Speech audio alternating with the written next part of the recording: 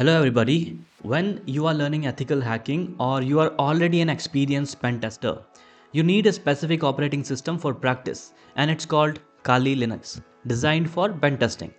So let's see how to install it in our VMware Workstation Pro. To download it, you just need to visit official website.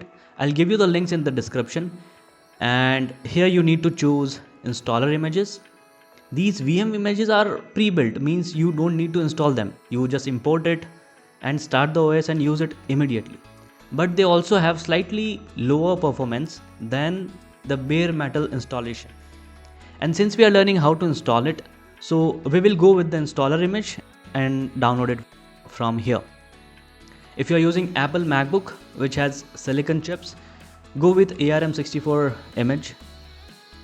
But we will continue with this image since we are on Windows. Once your ISO has been downloaded, go to VMware Workstation Pro and create a new virtual machine. Keep typical configuration and click Next. Then choose the ISO image that we downloaded.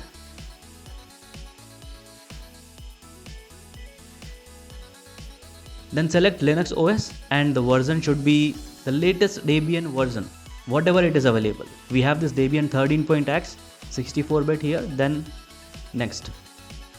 Now select the location where you want to store all the VM files and give your VM a name. We will name it later.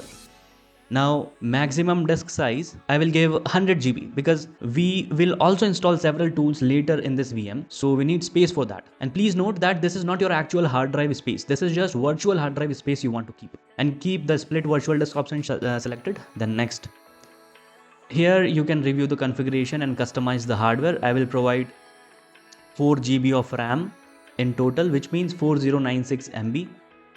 Also number of processors I'll select 4 and cores per processor I will give 2, so that total 8 processor cores will work together to make our VM smooth. Check the option virtualize Intel VT. This is a virtualization technology or AMD technology, and also check virtualize input output memory management unit. Then close it and click finish. Now let's power on the virtual machine. And here your installation wizard starts. Now select graphical install. Select your language and continue. Select country and continue. And also select your preferred keyboard layout. I'll keep American English.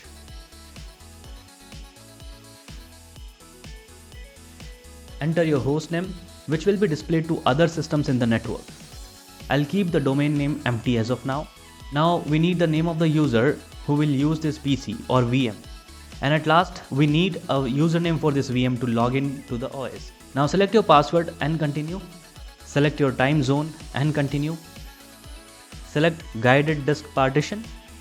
Again continue here, and we will keep all the files in one partition.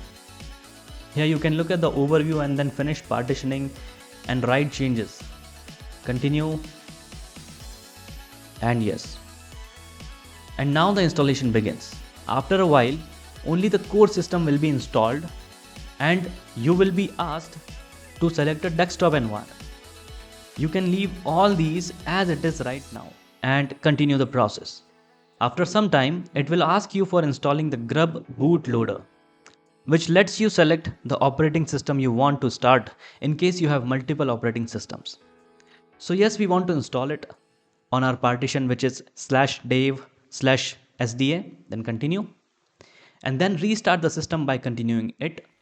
It will automatically be restarted and grub bootloader will automatically select Kali Linux to load it, because we only have Kali Linux over here and no other operating system. Then log in with your username and password, and here we go. We have successfully installed Kali Linux in VMware.